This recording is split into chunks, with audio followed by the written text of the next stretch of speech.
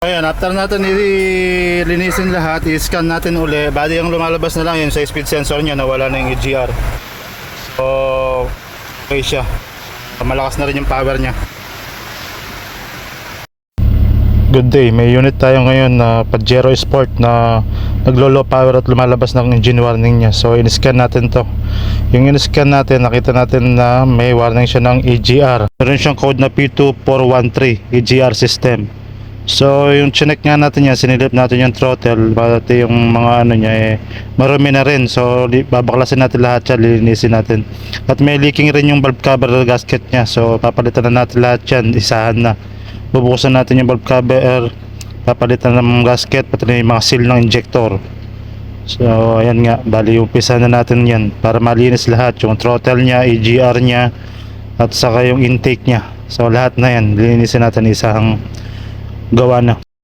So kapag nagbabaklas kayo ng mga ganitong trabaho, kailangan maingat kayo sa mga wiring, lalo na kapag medyo malulutong na yung mga socket para hindi masira.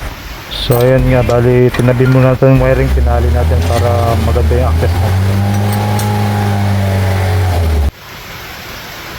So ayan nga, kung makikita niyo sobra itim na, makapal na rin yung carbon build up niya sa kanyang intake manifold. So lahat yan, lilinisin na yan. Pati yung nasa engine na yan, dudukutin natin yan, babarahan natin ng basahan, tapos lilinisin natin yan, pagtsatsagaan natin lahat yan. So matrabaho lang nga ito, pero pagkatapos naman ito na lalakas na yung hatak niya at baka mawala na rin sa EGR system warning niya. So ayan, baklas na tayo lahat yan, mga linya ng diesel, tapos pati yung valve cover niya, babaklasin natin yan. So pag magtatanggal nga pala kayo yung valve cover nito, meron siyang isang gis dyan na magtatagal kayo ng takip ng timing belt para makuha nyo yung isang tornilyo yung gis dito sa harapan. Ayun. So bali ayan, natanggal na natin yung valve cover niya rin. Papalitan natin ng gasket, pati na yung mga injector seals, lahat na yan, isahan na.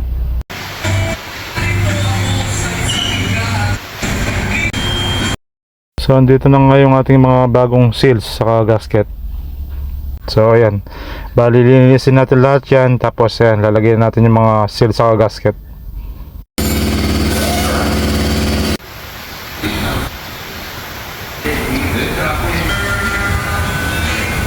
So ito nga, pagkatapos natin malinis yung valve cover, nilalagay na natin yung mga seal ng injector, pati na rin yung o-ring, pati na rin yung sa gasket nya, ilalagay na rin natin yan. So meron din pala mga o-ring ito dun sa valve cover nya. So ayan, lalagay na rin natin yan, pati na rin yung kanyang bagong gasket.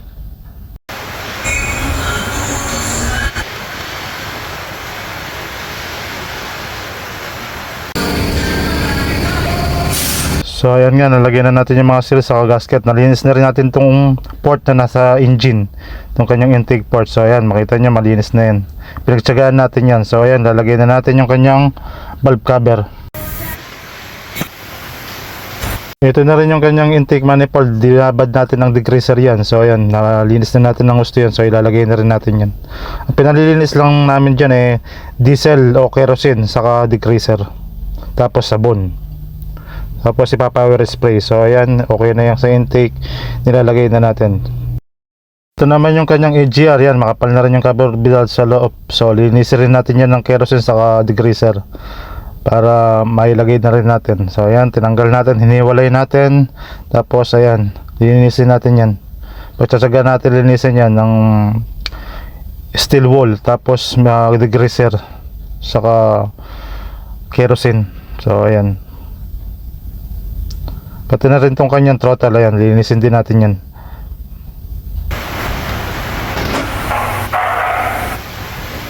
So ayan nga, nalinis na natin lahat yan. So makikita nyo, maputi na, ayan. So i-install na natin yung mga yan.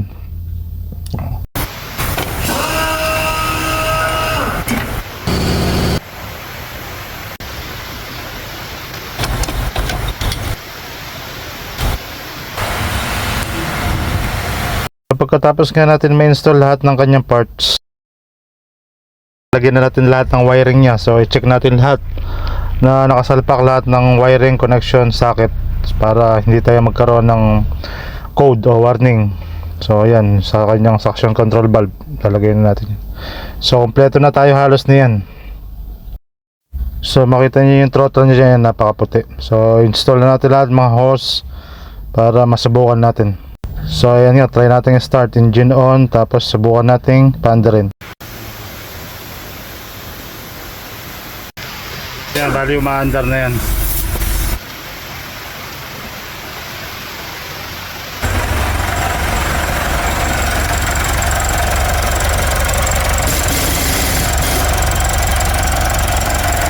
Sa video. Okay, sasama kita sa video. Oh, ayun. Bobby! Oh. Ayan, after natin ilinisin lahat, i-scan natin uli. Bali yung lumalabas na lang yun sa speed sensor niya, nawala na yung EGR. So, okay siya. Malakas na rin yung power niya. Bali yung ma-under na yan, okay na yung nalinis natin. Change oil na rin natin, pinapa-change oil na ng may-ari.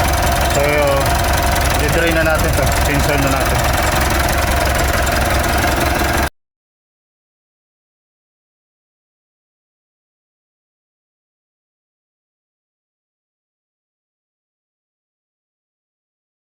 So after natin malinisan lahat, ma-change oil. So ayan nga, maabot na sa red line yung kanyang RPM. Yan, lakas ng power niya. Wala na rin yung kanyang warning ng EGR. So okay yung mga ginawa natin. So ayan, lalagyan na natin cover, kompletuhin na natin, tapos road test natin para masubukan natin yung kanyang power sa kalsada.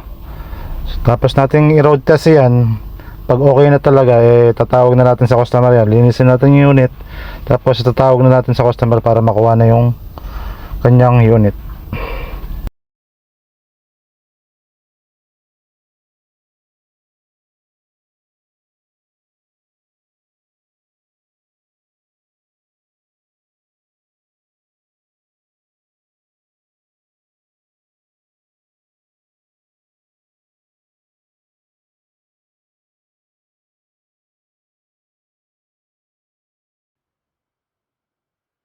So ayan nga, okay naman yung tapos natin i-road test. So ito na, linisin natin yung unit, tapos tatawag na natin sa customer para makuha na.